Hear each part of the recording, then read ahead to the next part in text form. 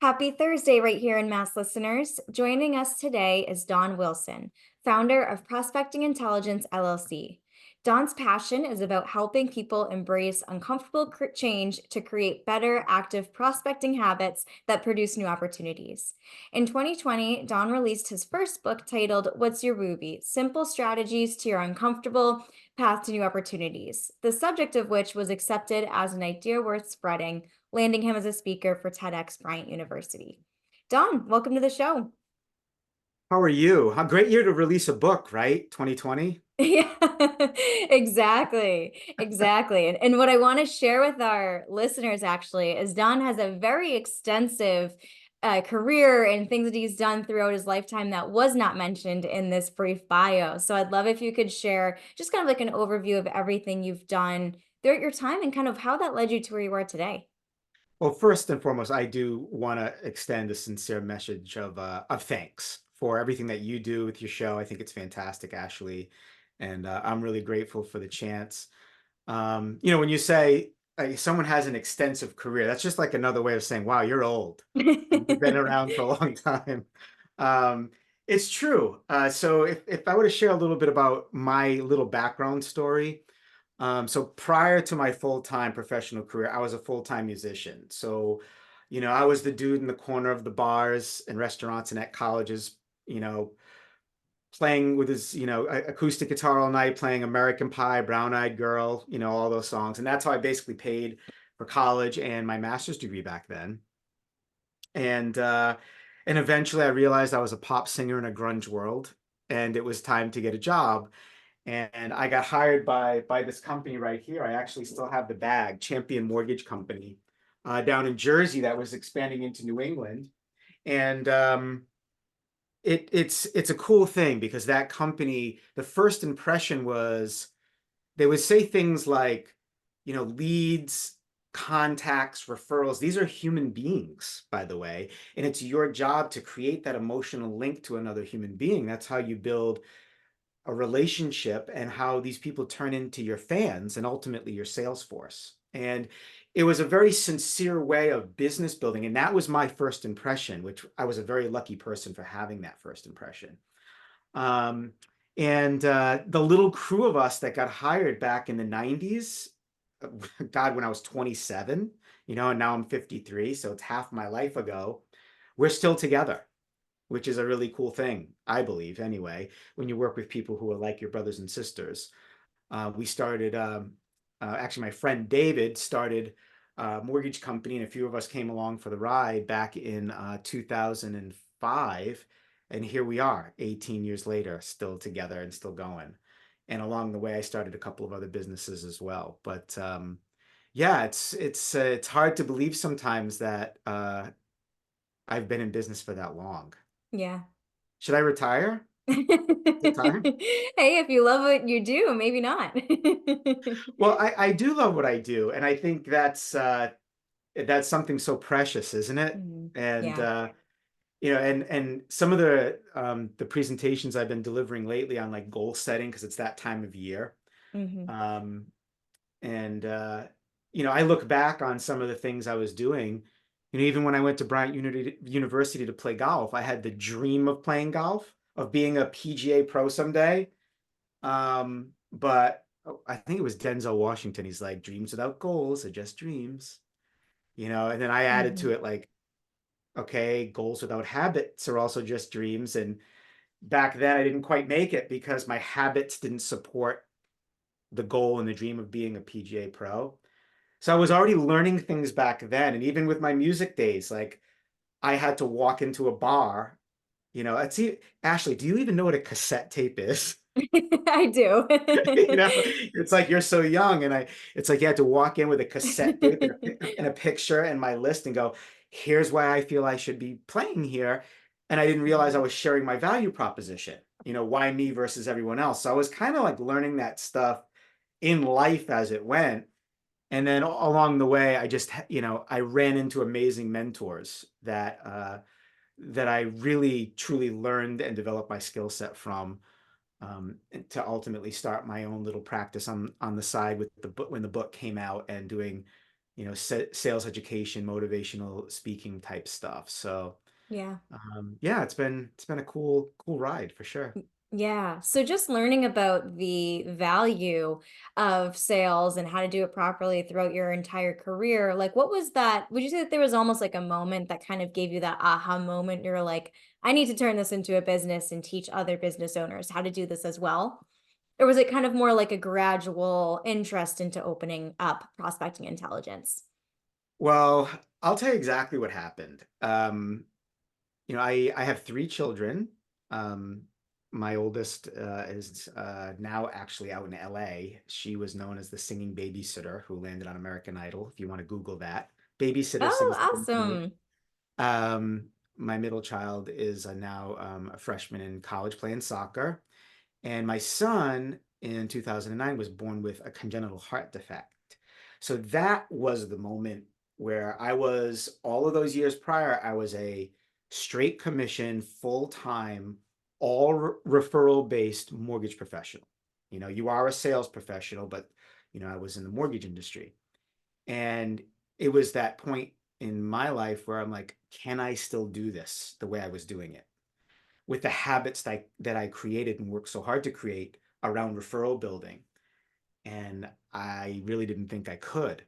So at that point, I started to transition at our mortgage company to a different role. Started to take on some of the marketing work. This thing, social media, came along, and we're like, what is that, and who's going to run with that? And eventually, I put together a coaching platform. That just an idea I had about accountability coaching to help people level up their game. And it really made me look at what are the habits that I learned? What did I implement um, to really build a referral based business successfully? And when it made me put it into a form, and then it worked, it did help people the word I'm looking for, pardon me. I didn't sleep very well last night. This could be really rough today. You know that, Ashley.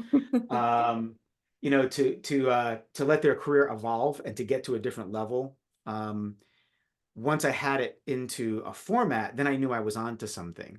Mm, And I started to do presentations for our company out in the community, to groups of realtors or financial advisors, other people that we would build business with.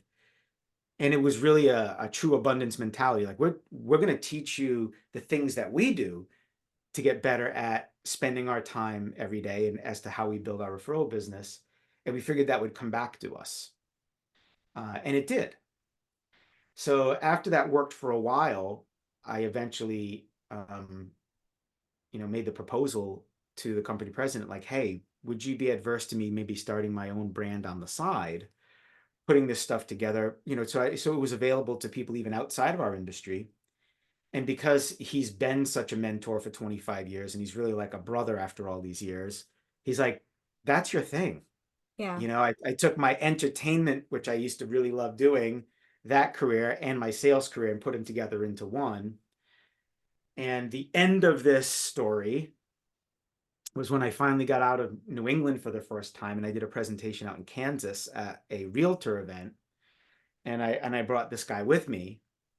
You don't see many 53-year-old men walking around with their stuffed animal from childhood. And I did my short presentation about asking for referrals. And the role play I would do with the audience is, tell me if you think I'm asking for referrals. Hey, Ashley, if you ever know anyone who could use my help, would you mind passing that card on for me? And usually people go, of course that is. And I go, well, all due respect, I don't think I asked for anything. I gave you a card and I ran because it's uncomfortable to ask. Mm, So instead, I'm going to do something comfortable, which is the card and the run, and hope you call. And in that, in the moment years ago when I would talk about that, I would reference the movie Mr. Mom. I don't know if you've ever seen that, about this little kid and his whoopee, his blanket that he can't go anywhere without, and his dad sits him down. Do you want the scene, Ashley? I'll give you the scene. yeah, go for You it. ready? Okay.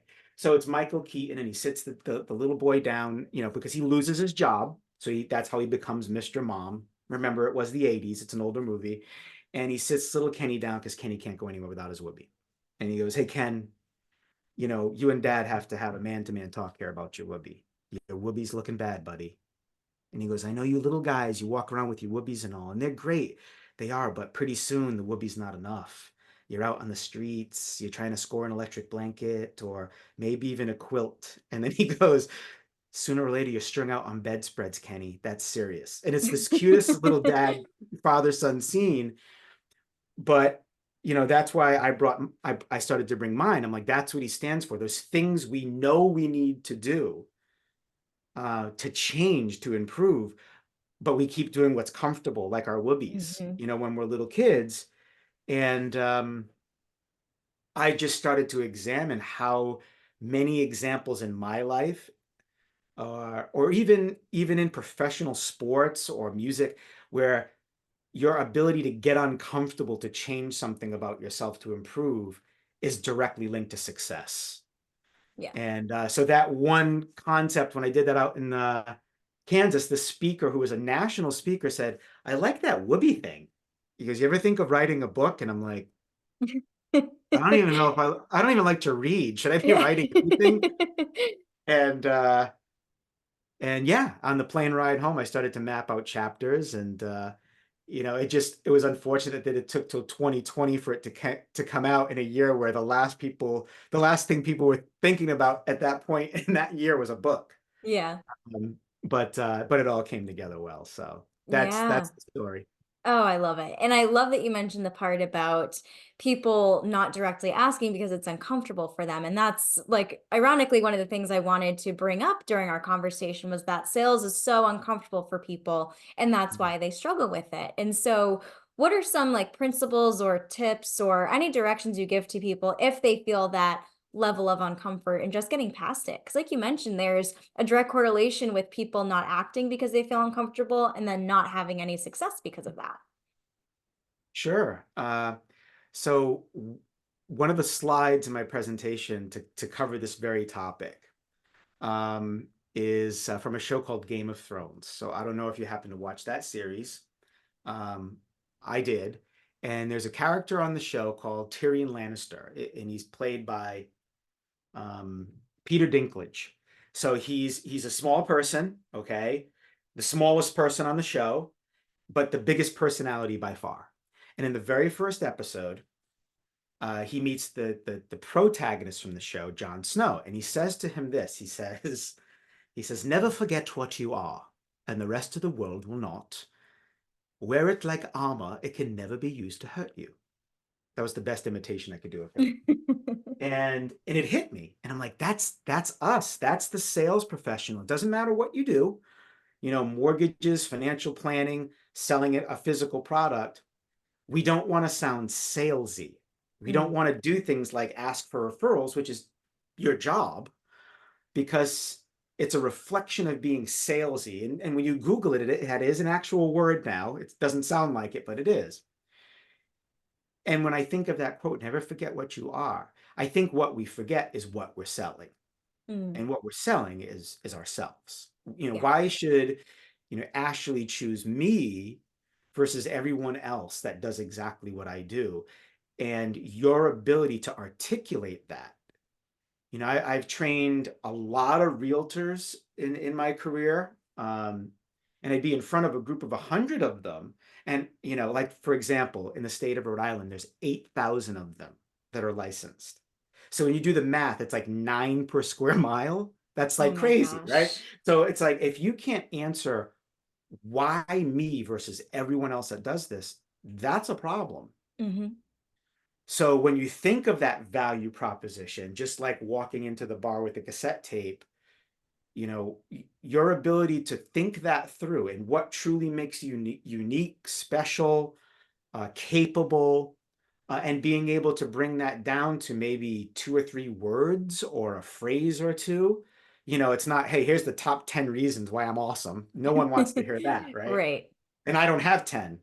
There's no way. But you know what I mean. When you Yeah. really think that through, make it very meaningful, and very particular to you and your style, your belief system, etc., and your ability to articulate that, especially if it's simple and easy to remember, because then other people in your network can say, Okay, I'll tell you exactly why Don Wilson. Simplicity and delivery. Those are the two keys to him as a speaker. Yeah. Simple ideas, because he feels that people can actually take action on simple things, and he delivers them with a ton of sincerity and a little bit of humor. I'm going to do it again. Simplicity and delivery. So once you start to get Right. that down, it you don't feel like a salesperson anymore because it's a true reflection of you Yes. as a person, as a professional. And I think that makes it easier to convey to others. Yeah, which makes total sense. And I'm glad that you also brought up unique value proposition because, like you mentioned, it's so important to know that and communicate that. But one thing that I personally see with the work that I do in marketing is that so many times business owners have no idea what their unique value proposition is. And when you ask them, they don't even know how to go about like finding that or discovering that. And so, do you have any advice on how people can do that, how they can really truly identify what sets them apart? Well, I think it's a good exercise to look internally and what you feel is your value proposition, but um, I think the way you confirm it is you ask your clients and your business partners, Yeah. and to maybe even throw the disclaimer in, Ashley, and go, hey, listen, you're not going to hurt my feelings, but I really need you to be honest with me, you know, why you feel I did a great job for you as my client, or, why do you choose to work with me, maybe versus other professionals that do what I do as part of your professional network? What is it about me? Yeah. And, if you happen to be I mean, we are a very Google driven world, right? 5 stars. Let's hope you get that. Go back and read through your reviews, and you should recognize trends in what people think. Yeah. And work that into that simple value proposition. I can't accentuate the simplicity of it, because if it's not memorable to others, it's great when you share it, but it's even better when other people share it. Right. Absolutely. And so, with the work that you do, both in residential lending and what you teach to your clients, do you focus primarily on referrals and teaching people how to build those, or do you also kind of dive deeper into other sales strategies? Great questions. You are good at this, Ashley. Thank you. So God, in the moment of doing this podcast with you, I'm like, wow, I really do tell a lot of stories, but that's what I love to do. So there's a slide that I love to bring up as well that I think answers that question, and it's just like a picture of a map, like a treasure map. And what do they have? They have a little beginning point, and then dots, right, around the rock and through the palm trees, and then at the end there's like an X marks the spot. Mhm. And there's the Massachusetts accent. It does come out every once in a while. Marks the spot. That's marks the spot. So, and that represents the treasure at the end of the path, right? So when I show that image uh, to your question, I would say, so what does the X represent? Does it represent you, or does it represent your client? And I usually get like crinkle noses, like, the heck's he talking about? I'm like, just answer it. And some people will say, well, I think it represents me. Like, people need to find me. Some will say, I think it represents my client. Like, where am I going to find my next client? And the truth is, there's no wrong answer. It's Mm, both. If your answer is you tend to come from more of a marketing perspective. Like, what can I do to make sure people find me? If in the It's the opposite. If it's your client, that's more of a sales perspective, where, okay, while I'm waiting for the marketing to work, if you're into sales funnels, social media expert, whatever that is, put your face on a placemat. I don't care. You're waiting for it to work. Well, what am I doing with my time right now? What are my habits to find my next client while I wait for the phone to ring? Sales and marketing. But I mm, think the powerful part to the answer to your question is that they go together for a reason.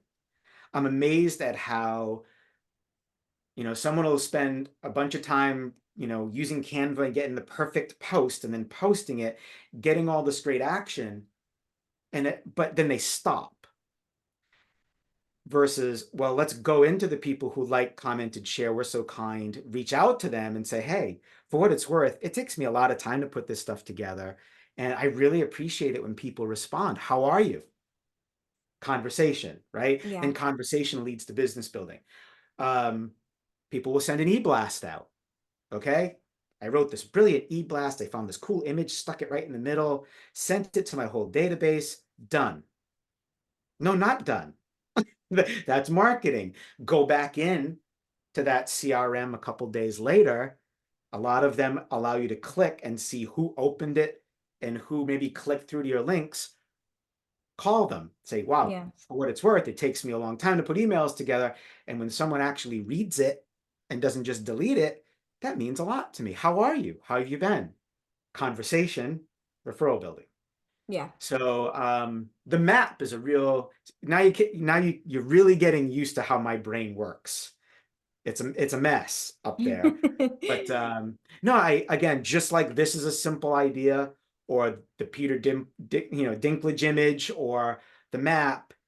These are simple, memorable little ideas that help you connect to ultimately habits that help you build referral business. So that's kind of why I went down that road. Yeah, absolutely. And it's great advice that you shared. And it reminds me of this, I guess, quote unquote, old school thinking is that people used to have the mindset of build it and they will come, which is definitely not true anymore. You can't just build something and expect people to find it and come flocking. You really have to approach it as that two-way street and spend time yourself going out and finding those people. And so exactly what you shared reminded me of that, that it's so Yeah. important to not wait for people to come to you. You have to actively seek them. Yeah, it's being deliberate about your time and how it's spent. Right. And I was having this conversation just recently. And again, you want me to share another one with you? Go for it. You sure? Okay. So I have it right here. So I don't know if you're a golfer, but a lot of golfers know what this is. Do you know the term? Oh, why did I have to pick this up when it's right behind me, actually? So I finally got to go see the Masters, and it's a major PGA event that happens every year um, at the same golf course in Augusta, Georgia. It was a dream of mine to take my mom and dad, and I got to accomplish that dream in 2022. Um, Now, when you go, first of all, the ticket was $75, right? We go to park. It was a $20 donation to a charity. You know how much it costs to park at Gillette Stadium and Fenway, right? Yeah. It's crazy. Then you start walking in, and you know the um the volunteers from young to older people would look you right in the eye and go, "Welcome to the Masters. Are you excited to be here today?"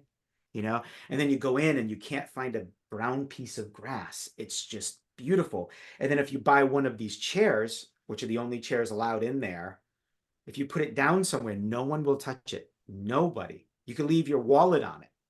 That's aggressive. But I mean, okay. Um, and by the way, you know what's not allowed into the Masters? Cell phones. So imagine that, right? But what happens? You completely are engrossed with the experience, the Mhm. sights, the smells, the sound. It's amazing. I finally want a beer, $3, right? That's And the sandwich, crazy. it's crazy, right? Because they don't want you to go, well, it was great, but the beer was $18. Or Mhm. Um, and there's a funny story about going to the bathroom, but I'm going to leave that out of your podcast. That was another experience in itself. So the moral of the story was actually twofold. Number one, your ability to stay in the moment without distraction is a lost art form. Yeah. And at that event, there's no there's no way to not be in the moment because there's no distraction. And that's why people who go have this amazing experience. The other reason is because they're extremely deliberate about everything that is experienced there. If you yell and scream or run inappropriate, like, you're out and you're never let in again. Because they make Disney World look like a frat party. It's hysterical. And I think, it seems harsh, but we make a lot of excuses for our performance or our lack of business. And, I'm not trying to discount how hard it was the last few years and some of like the mortgage industry. Very 25 years, I've never seen it this tough, Yeah. you know? But again, I still wake up every day and I have a job to do. Marketing, sales, what are my habits to find my next client? How can I be deliberate about the time I spend? Because I know it's connected directly to my goals and the habits underneath them to accomplish the goals that I set. So your ability to be deliberate is truly important, I feel. Yeah, I agree. And I think that what you mentioned of really putting in that time and knowing that the input will directly correlate to that output you get is so important. Yeah, sure. Absolutely. And so being in residential lending and also having prospecting intelligence, like how do you balance the two? I'm always so fascinated talking to people who have multiple ventures or multiple careers that they're balancing. I don't. Yeah. No, that's not true. No, it's hard. It's hard. I'm also it's actually three hats. I'm also involved, part of the executive board for a networking organization called Networking Group USA. So truthful, as someone who's been at Province Mortgage Associates from day one, that's my primary job. You know, as marketing director there, I have that I have to prioritize that work because we're there to support our brand and the 30 or so mortgage professionals we have out there working so hard because it's 100% referral based business. I have to be on that game 100% of the time. However, I am able to budget my time well so that I can uphold another brand. And I'm also doing a lot of the same things with that brand. It was always meant to be a positive reflection on our mortgage company with what I was doing with this, because everything that I present to sales professionals and referral builders through prospecting intelligence, I learned with that crew of people in 25 years. Mm, And some of my mentors that I was so lucky to meet over those 25 years as part of that industry, um, that's where I got all of the habits for this. And then I take that and also apply it to the networking organization because networking, if it's truly part of your business plan, you're investing your time wisely in regards to, helping people find business and earning it in return. So all three of them go together so well that I'm able to budget and prioritize my time. I'm not going to tell you it's always easy, but I think that's how it works so well. I think it can be really difficult for people at multiple ventures when they're not related, right. because people get confused as to what you Exactly. do. And yeah. Um, yeah, that's how it works. And it's not always easy, but I think because I have the support from the people at the mortgage company to do these other ventures and they've experienced it all. Um, some of them are members of Networking Group USA. Many of them have read my book and know the stuff I teach and call me, to lean on once in a while. They all go together so well. Absolutely. Yeah. And then you throw your book on top, which that was, I think, is a really inspiring story of starting it because of the fact that someone told you you should write a book. And so I'd love to hear more about that process of how you really mapped out the chapters and what you really wanted to convey in the messaging that you shared within it. Wow. Um, so I think, if I recall correctly, I'm flying home and you ever been given a challenge like that and you're like, I'm not, yeah, I can do this. And I Yeah, and I start thinking about I just started to think about my life and and kind of exactly like I started with you today. I went back to the music biz and playing in bars and playing at colleges all over New England those years. I'm like, well, how did I do that?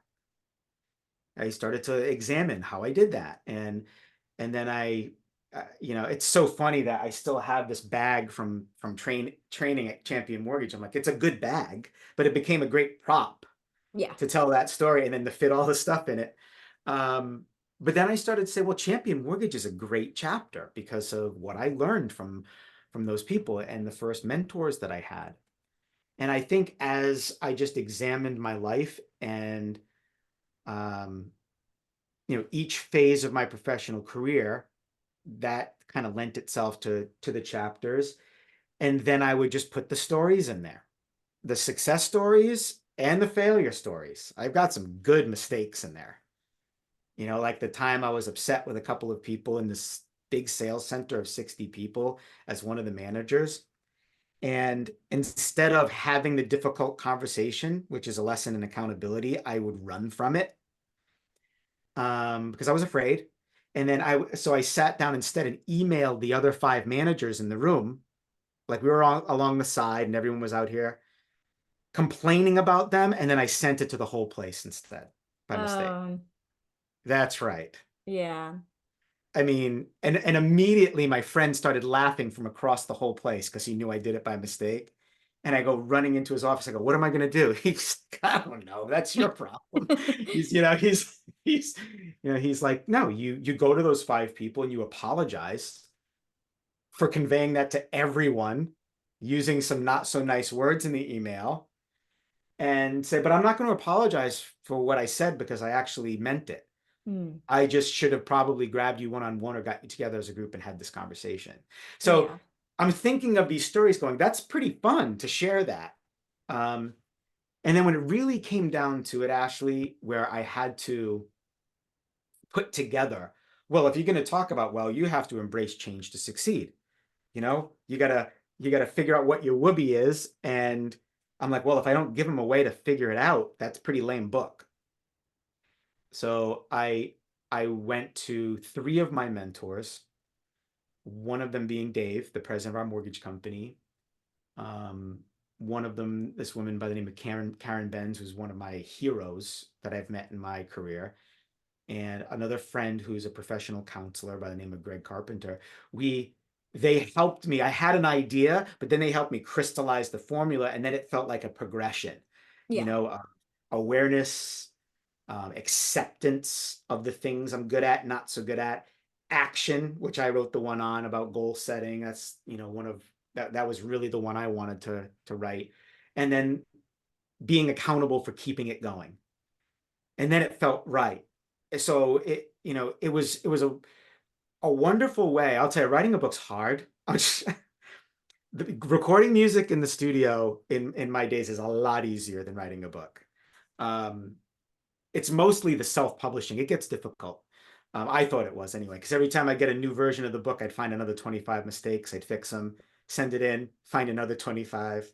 You know, um, it was brutal. Uh, but oh, it's so rewarding. And my buddy Karen, she's like, it's really a work of love when she read it. And she's like, because you love what you do, you love helping others. I'm one of those pure empaths. I'm completely wired to help other people succeed.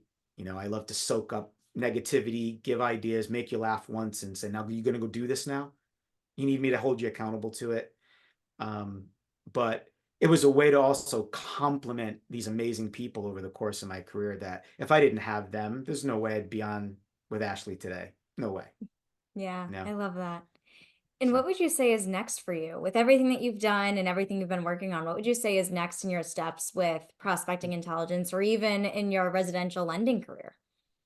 getting my golf handicap down, that's what's next for me, playing more golf. Um, I'll tell you, I'll reveal something that is part of the goals I just set for next year is I have a passion for speaking to the younger generation. You know, um, my daughter's age in the high school, the college age, and taking what I've learned in my life and bringing that to them. No, am I a leading expert? No. But I am, well respected within my community, my professional community for what I do. Am I an award-winning author? But no, but I am an author, Mhm. and I've helped people figure. So I put together a presentation like take your whoopee to work with you for kids in college or in high school, like take your whoopee to college. And you can see where it's going. Yeah. I really want to start to do more keynote speeches because again, as soon as I was very lucky to get that TEDx event, that was a random thing, Ashley. The book wasn't even done. And I got an email and sent it in and got picked. That's I mean, I amazing. never imagined being on that stage. Um, and then the book came out, but I overnight I was a speaker without a stage, like instantly. Really weird timing, bad timing. And now that's come back quite a bit now. Yes, So I'd really like to go towards more keynote speeches, not only, in the conference world and the professional world, but, you know, being a dad of three and seeing all that the younger generation has to deal with, a real bisected world, no matter which side of the bisection you fall, um, to help them just really look in the mirror at their character and their choices and being accountable for their own success by sharing my path of some success and a lot of mess ups, and using this concept to help them figure out that it's okay to make mistakes, but you got to be able to willing to change so that you can improve over time. Ultimately, that decision is yours. It's nobody else's. So absolutely. that's where I'm going next year. Oh, I love that. And reverting back to our topic earlier about having a direct ask within your referrals, what would your direct ask be for helping people land you those keynote speeches with high school students or college students? Well, when I ask clients, my ask for clients is, who do you care about that I can help for you today?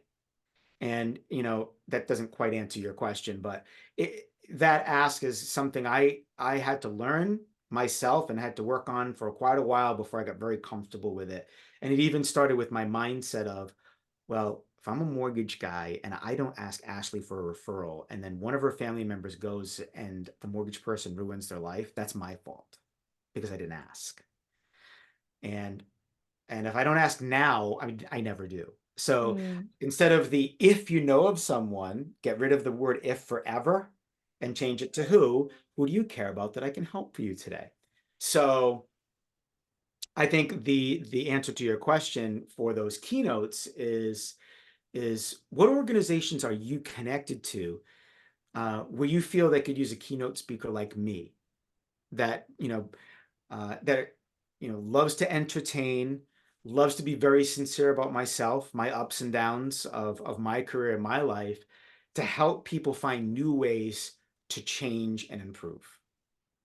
If you're looking for something like that, then I'm your guy. If not, you can call Tony Robbins, but I bet yeah. you I'm cheaper. I love that. I love that, Don. And speaking of support, and as we get towards the end of this episode, one of my favorite questions to ask our guests is what their favorite local businesses are to support. And I'd love if you could share with our listeners the places that you like to show your support to. Mm. I support all local breweries. Good Well, my choice. favorite, yeah, so all of What them. would you say is your favorite, actually? Do you have one? I'm gonna give you two. So I love Trillium, which is up. So good. So good, too good. But locally, right here in Fall River, Troy City Brewery is a friend of mine, Oh, who nice. I just think it just takes, it takes a lot of guts to try to do that, and Mhm. he's pulled it off. But to answer your question, I, my chapter of Networking Group USA. So Networking Group USA is an organization that's growing. Um, where people have chapters, and it's one profession per seat in every chapter. Um, it's just a more effective and efficient model we created. It's a virtual model, only 2 meetings a month, and then you build those relationships one to one, which is where the business is really done, as you know. But if you look at my chapter, which is the South Coast chapter of Networking Group USA, all of those people that have those businesses you just asked about, I've vetted them. I know them as people. I know them as professionals. Just about all of them I've utilized in one way, shape, or form. From Molly B's Bakery here in Berkeley, Massachusetts. Small businesses like that to larger businesses like financial planning and wellness, etc. Um, my chapter, those are the people that I refer because I know them, I trust them, and I like them, and I know if I refer them, they're going to be a great reflection of me as the person who referred them. So that's how I Absolutely. would answer that question. Oh, I love it. Don, this Sure. has been such an awesome episode, and I've really appreciated having the opportunity to have you come on and share everything that you're doing with our audience. And now I'd love if you could share where they can find you online in case they'd like to connect with you further. Absolutely. I appreciate that. My website is prospectingintel, intel.com. So that's one spot. I'm also on Facebook, because I'm old. So I'm on Facebook. You can find me Don Wilson, Prospecting Intelligence. That's the easiest way to get in touch with me. Send me a message. All of my contact information is right on my website. So. Perfect. And I will link to those places in the show notes so that way our listeners can click through and connect with you from there. But thank you so much again for being a guest today. Truly was a pleasure. Thank you so much. I hope I wasn't too long-winded in my storytelling, but thank you for doing what you do. Wonderful job, Ashley. Thanks so Yeah, much. my pleasure.